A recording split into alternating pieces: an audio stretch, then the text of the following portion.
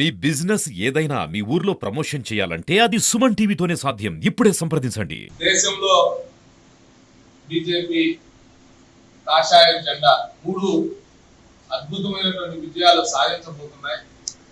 దానికి కారణం దేశంలో నరేంద్ర మోడీ గారు ఎక్కడ పర్యటన చేసినా అద్భుతమైనటువంటి స్పందన మనం చూసాం. అలాగే రోడ్డు కనెక్టివిటీ కావచ్చు, పోర్టు కనెక్టివిటీ కావచ్చు, ఎయిర్ కనెక్టివిటీ కావచ్చు, ఏ విధమైనటువంటి అనుసంధానం అవసరం అనుకుంటే ఆ అనుసంధానాన్ని నరేంద్ర మోడీ గారు అన్ని విధాల ఒకప్పుడు 14 కిలోమీటర్లు మాత్రమే హైవేలు రోడ్డు పనులు జరిగేవి.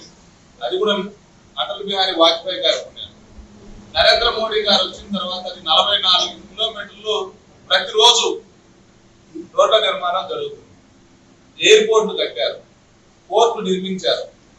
ఆంధ్రప్రదేశ్ లో అయితే మనకున్నటువంటి సముద్ర తీరాన్ని అడ్వాంటేజ్ గా మార్చుకోవాలనేటువంటి ఉద్దేశంతో మత్స్యకారులందరికీ ఉపయోగపడేటట్లు, ఆంధ్రప్రదేశ్ కి రెవెన్యూ పెరిగేటట్లు జట్టీలన్నీ కూడా నిర్మించడం, దానికి కావాల్సిన సహకారం ఇవ్వడం తెలుసు.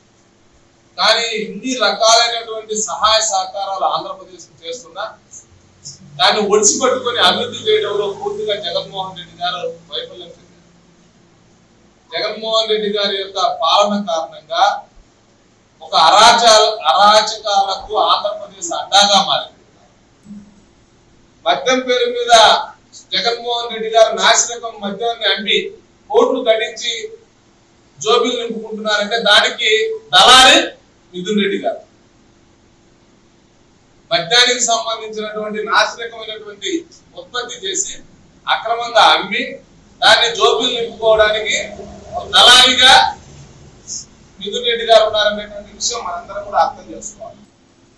జగన్మోహన్ రెడ్డి గారు మా నాన్న, నేను అధికారంలోకి వచ్చిన తర్వాత మా నాన్నగారి యొక్క చిత్రపటం పక్కన నా చిత్రపటం పెట్టుకునే విధంగా 6 నెలల్లో పరిపాలన ఆ విధంగా జనరంజకమైనటువంటి పాలన చేస్తాడు. చేశాడా? ప్రాజెక్టులు పూర్తి చేశాడా?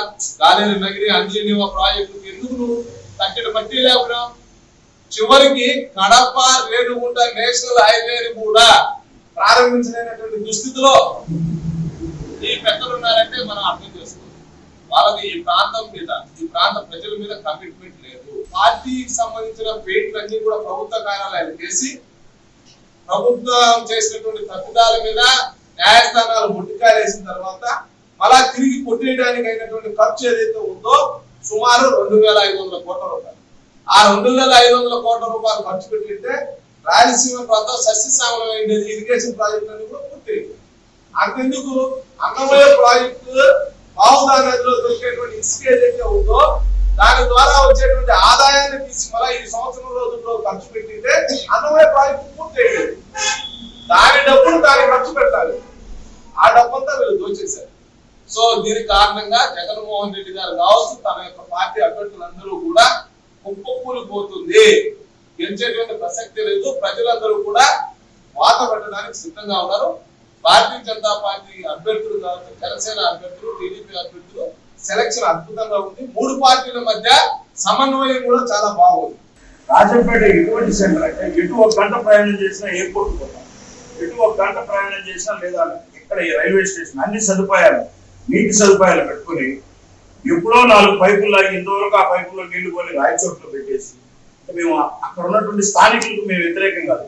ఇటువంటి రాజకీయ క్రీడ ఆడిన వాడు గుణపాఠం చెప్పాలి అంటే మనకు ఒక ముఖ్యమంత్రి గారు పనిచేసినటువంటి అంటే అసెంబ్లీలో 294 వాళ్లకు మరియు ఒక ముఖ్యమంత్రిగా పనిచేసి మరీ ముఖ్యంగా బై ఎలక్షన్ లో మీరు గుర్తించాల్సింది దాదాపు 264 కోట్లు ఒకేసారి రిలీజ్ చేసినటువంటి మాజీ ముఖ్యమంత్రి మనకు కిరణ్ కుమార్ రెడ్డి సార్. ఈ రోజు ఉన్నటువంటి ఈ ప్రొటెక్షన్ వాల్ అయితేనేమి, ఈ రోజు ఉన్నటువంటి సిమెంట్ రోడ్స్ అయితేనేమి, గౌరవ బత్యాల చెంగల్ గారి ఆధ్వర్యంలో ఆ రోజు ఒకేసారి 264 కోట్లు మంజూరు చేయడం జరిగింది. ఇవన్నీ మనం ప్రజల్లోకి తీసుకెళ్ళాలి.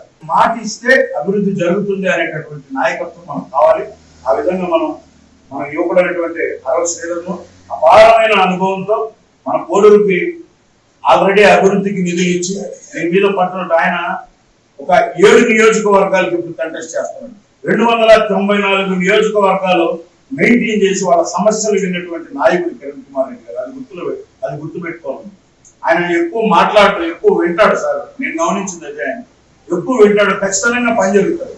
మాకు కూడా ఈరోజు మేము చేసిన పోరాటంలో 100% నేను గర్వంగా చెప్పుకోగలను. మా వెన్నట్టు కూడా కిరణ్ కుమార్ రెడ్డి సార్ నిలబడ్డాడు. అందుకే మా జనసేన శ్రేణులంతా కూడా ఘన స్వాగతం పలికి రైల్వే కోడూరులో కిరణ్ కుమార్ రెడ్డి సార్ను, అరవ శ్రేణులు గారిని అత్యధిక విద్యార్థులతో గెలిపిస్తామనే నమ్మకం మాకుంది.